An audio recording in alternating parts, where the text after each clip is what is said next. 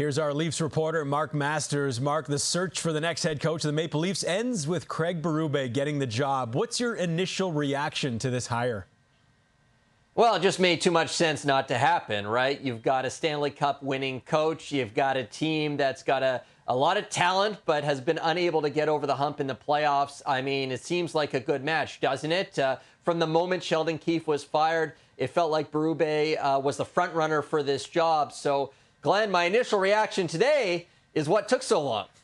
You've been around this team pretty much daily for over a decade. You know what kind of pressure and coverage that the Toronto market demands. So saying that, how do you think Berube will fit with this organization?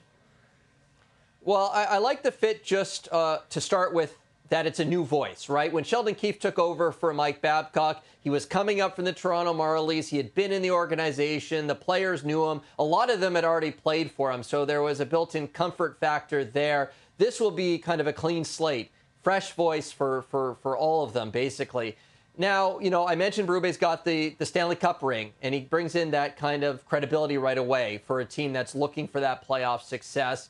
So that will help. And then you're just curious to see how the personalities match, right? Because Austin Matthews, William Nylander, Mitch Marner, these are unique talents, unique personalities. And so we'll have to wait and see as the feel-out process, the get-to-know-you process takes shape. But what I like about Berube is kind of his track record as a motivator, as a guy to find a way to get players to unlock another level, because that's what we've been missing in Toronto is these guys. We've seen it in the regular season, immense talents. The group has played well, but for whatever reason, when it's gotten down to the nitty-gritty, they haven't been able to get that extra goal. So I think it should be a good fit if Berube is able to kind of tap into that, and his track record would suggest that certainly, yes, the 2019 St. Louis Blues, he can do that.